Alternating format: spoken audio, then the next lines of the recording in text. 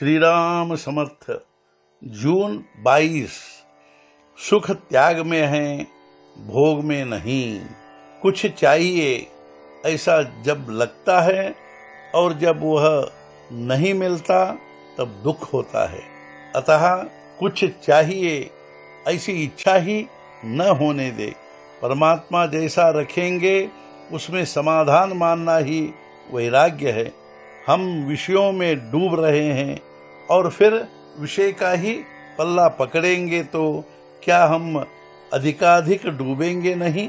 विषय की आशा करना यानी विषय के गुलाम होना। आदमी सुख के लिए दौड़ धूप करता है और आशा करता है विषय की जो दुखमय है। सुख त्याग में है, भोग में नहीं है। यह बात कई लोगों के गले नहीं उतरती। पारस को लोहे का स्पर्श होता है तो वह सोना हो जाता है, किंतु चांदी कोई सोना नहीं होती।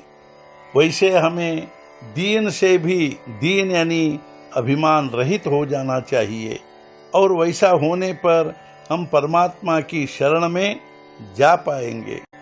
ऐसा होने के लिए उसकी कृपा चाहिए जो हम नित्य मांगते रहे।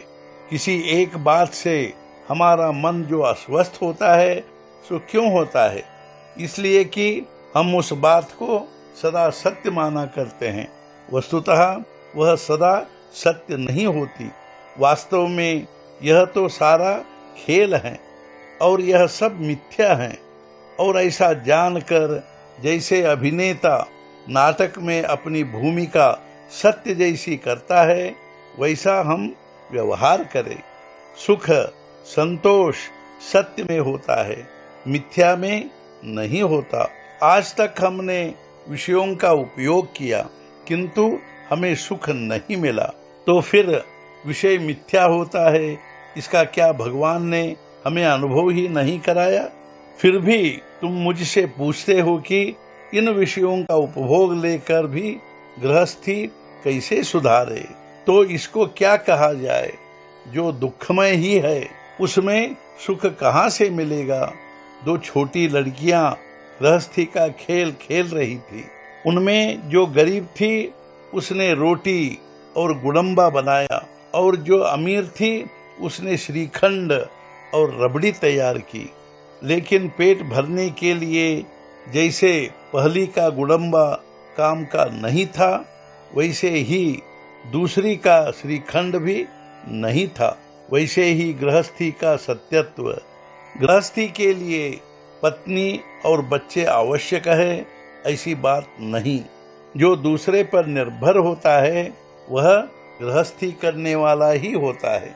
इसलिए आदमी अकेला भी हो तो भी वह गृहस्थी की भावना में ही होता है। दूसरे से सुख प्राप्त करने वाला भी गृहस्थी करने वाला ही होता है। 5 लोगों को मिलकर जो बनती है वह गृहस्थी ही होती है।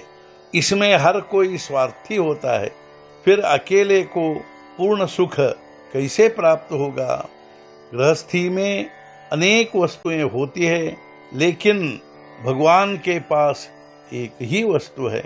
गृहस्थी में कितनी ही वस्तुएं खरीद कर लाओ फिर भी पूर्ति होती ही नहीं, क्योंकि एक वस्तु खरीद कर लाने में ही दूसरी वस्तु का बीज होता है। किंतु भगवान के बारे में वैसा नहीं है।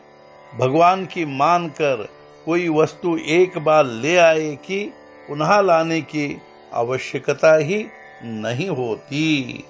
आज का मुख्य विचार, कोई एक वस्तु मेरे पास है इसलिए मैं सुखी हूँ, यह कहने में कोई तथ्य नहीं है। कोई भी चीज पास न होने पर संतोष स्थायी रहना चाहिए। सद्गुरुनाथ महाराज की जय। जय जय रघुवीर समर्थ।